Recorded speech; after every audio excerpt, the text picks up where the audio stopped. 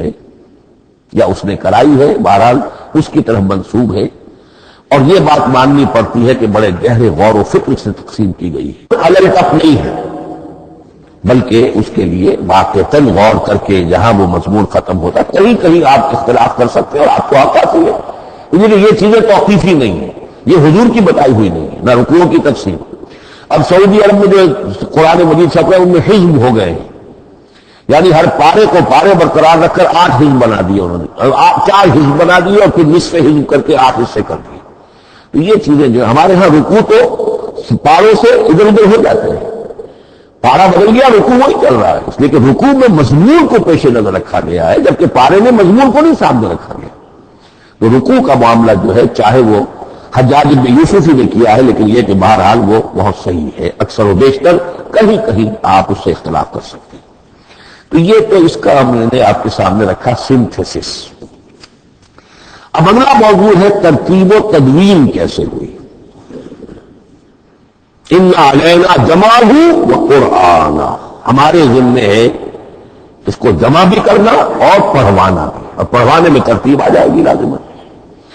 لیکن یہ کہ ایک بات تو اس میں بالکل متفق علیہ ہے جس میں کسی شک و شبے کی گنجائش نہیں، قرآن کی ترتیب نزولی اور تھی، ترتیب مصحف اور ہے۔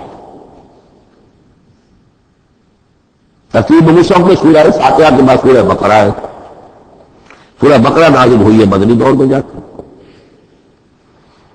پھر سورہ آل عمران ہے وہ بھی مدنی ہے، سورہ نساء ہے وہ مدنی ہے، سورہ مائدہ ہے وہ مدنی، پھر آئی ہے سورہ انفال اور سورہ توبہ۔ یہ سورہ انفال کو مدنی نہیں، سورہ انعام اور سورہ اعراف یہ ہے کہ جو مکیات ہیں، یہ کہ بھی مکی دور کی بھی آخری زمانے کی ہے۔ ابتدائی جو مکی صورتیں وہ سب سے آخری حصے میں ہیں، 29واں پارہ اور 30واں پارہ۔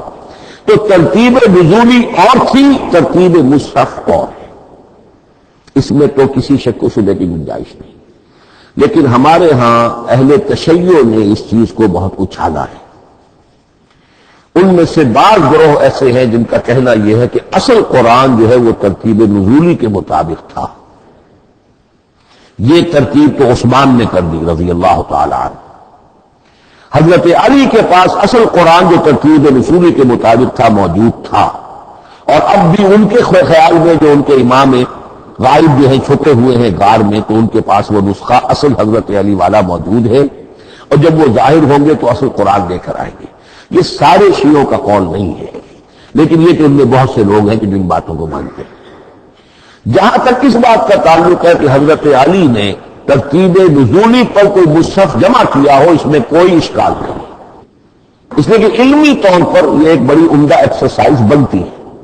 ایک زمانے میں میں بہت کوشش کرتا رہا ترتیب نزولی سے، اس لیے کہ ترتیب نزولی سے سیرت نبوی اخذ ہوتی ہے، پہلے کیا نازل ہوا، پھر کیا نازل ہوا، پھر کیا نازل ہوا۔ در حقیقت اگر آپ ترتیب نزولی سے قرآن مرتب کر دیں تو سورۃ النبی بن جائے گی۔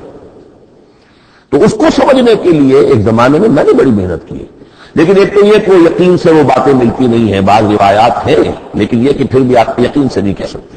اکثر و بیشتر قرآن مجید میں لکھا بھی ہوتا ہے، ترتیب کے موٹی موٹی چیزیں معلوم ہے نزولی ترتیب کی، لیکن یہ ہے کہ یقین کسی بات پر نہیں۔ تو پہلی بات یہ ہے کہ ہمارے نزدیک، اہل سنت کے نزدیک، اصل جو حجت ہے دین میں وہ ترتیب مصحف ہے۔ یہی ترتیب جو اس وقت مصحف عثمان کی ہے رضی اللہ تعالی عنہ، یہی ترتیب ہے لوح محفوظ کی، یہی ترتیب ہے ام الکتاب میں، یہی ترتیب ہے کتاب المکنون۔ اب اس کو سمجھیے کہ اس کی تدوین کن مراحل میں ہوئی۔ سب سے پہلے اس کی جو مراحل ہے 3، خود نبی اکرم صلی اللہ علیہ وسلم کے زمانہ مبارک میں جمع اور ترتیب یہ ہو گئی، لیکن کتابی شکل میں نہیں، ماں بین الدفتین نہیں۔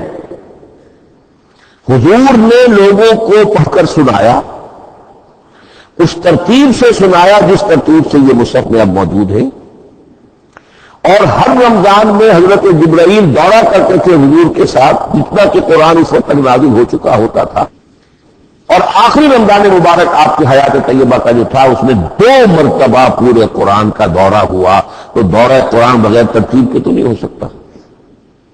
کہ یہ ترتیب حضور کی ہوئی ہے، توقیفی ہے، اور حضور ہی نہیں اللہ کی ہوئی ہے۔ یہی ترتیب لوح محفوظ میں، کتاب مکنون میں اور ام الکتاب میں ہے، اور یہ ترتیب حضور دے کر گئے ہیں صحابہ کرام کو۔ حفاظ تھے، کتنے حفاظ جو ہیں جنگ یمامہ میں شہید ہو گئے، کبھی تو خیال آیا کہ اس کو کتابی شکل میں بھی مرتب کیا جائے، لیکن کتابی شکل میں جسے کہتے ہیں دو گتوں کے درمیان ایک کتاب مجلد، اس صورت میں جہاں تک میں تحقیق کر سکا ہوں اور جہاں تک ہمارے اکثر و بیشتر لوگوں کی رائے ہے، حضور کے زمانے میں یہ اس طریقے سے مابین الدفتین، دو گتوں کے مابین ایک کتاب کی شکل میں قرآن موجود نہیں تھا، لوگوں کے سینوں میں محفوظ تھا، جیسے محمد الرسول اللہ کے سینے میں محفوظ تھا۔ ان علینا جمعہ، وہ جمع حضور کے سینے میں کیا اللہ نے۔ اسی طرح پھر صحابہ کرام بے شمار جو حفاظ تھے ان کے سینوں میں محفوظ تھا۔ دوسرا مرحلہ کب آیا؟ جب حضرت ابوبکر صدیق کے عہد خلافت میں جنگ یمامہ میں بہت سے حفاظ شہید ہو گئے۔ اب ایک تشویش پیدا ہوئی، ایسا نہ ہو کہ قرآن ضائع ہو جائے، لہذا اسے کتابی شکل میں مرتب کر لینا چاہیے۔ اس کے لیے پھر بہت سے صحابہ نے حضرت ابوبکر کو اپروچ کیا کہ جتنے قراء ہیں، جتنے کاتبین وحی ہیں، ان سب کو آپ جمع کیجئے اور جمع کر کے اس قرآن مجید کو ایک کتاب کی شکل میں جمع کر لیں۔ حضرت ابوبکر شروع میں بہت ریلیکٹنٹ رہے، ان کا ایک خاص مزاج تھا، اتباع رسول کا جذبہ انتہا درجے کا۔ جو کام حضور نے نہیں کیا میں کیسے کروں؟ اگر تو یہ کام واقعی کرنے کا تھا تو حضور کرتے، میں کیسے؟ لیکن یہ کہ جب صورتحال بہت لوگوں کی طرف سے دباؤ پڑا کہ نہیں یہ کر لینا چاہیے، ان کے سامنے بھی حکمت آ گئی، تو پھر انہوں نے اتفاق کرتے ہوئے جتنے بھی کاتبین وحی تھے ان سب کی ایک کمیٹی بنائی اور ان کو کہا کہ اب اس قرآن کو مرتب کر کے ایک کتابی شکل دے دی جائے۔ وہ کتابی شکل حضرت ابوبکر کے دور میں ہو گئی۔ تیسرا مرحلہ کیا ہے؟ یہ کتابی شکل میں جب قرآن مجید آ گیا اور شروع میں یہ اجازت تھی کہ ہر قبیلے، ہر علاقے کے لوگ اپنے لہجے میں پڑھ لیں۔ اب پنجابی ہمارا مسلمان جو ہے وہ چاقو کو کاچو کہے گا، تو وہ لکھے ہوئے کو بھی چاقو کاچو پڑھ کے نکلے جائے، تو مختلف لہجوں میں ہونے سے وہ ان کا جو ہے قرآن مجید بدل رہا تھا، کوئی کسی طرح پڑھ رہا ہے، کوئی کسی طرح پڑھ رہا ہے۔ اب اس کی تشویش ہوئی حضرت عثمان کے زمانے میں، جب دور بہت پھیل گیا، اسلام کا دائرہ، دارالاسلام کی وسعت بہت ہو گئی کہ اس طرح اگر یہ لوگ پڑھیں گے اور اپنے اپنے لہجے کی وجہ سے اب اس لہجے میں شکل بدل بھی جاتی ہے لفظ کی۔ کاچو کو کاف الف چے واو لکھنا شروع کر دیں گے کہ کاچو سنا ہم نے، تو چاقو تو سنا ہی نہیں، تو ایک لفظ ہے چاقو لکھ رہا ہے اور ایک کاچو لکھ رہا ہے، تو چاقو اور کاچو میں فرق ہو گیا۔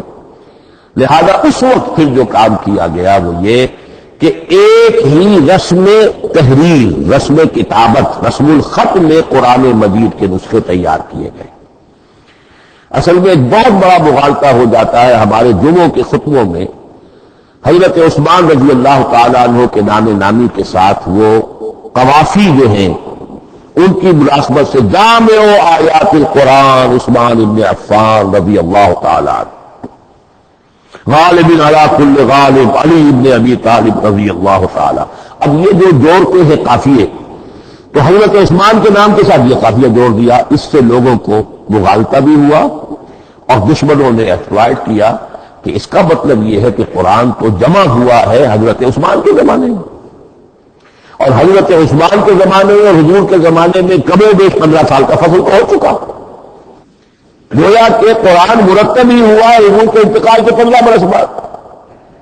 پھر حضرت عثمان کی شخصیت کو خاص طور پر جو سبائی فتنہ اٹھا تھا اس نے ایک ڈسپیوٹڈ پرسنالٹی بنا کے رکھ دیا ہے، نہیں معاذ اللہ، کوئی شک نہیں، لیکن یہ کہ ایک فتنہ اٹھا، فتنۃ الکبریٰ، اور حضرت عثمان رضی اللہ تعالیٰ عنہ کو انہوں نے بدنام کیا، لہذا اس کے نام سے اور بٹا لگ گیا، یہ مصحف عثمان ہے۔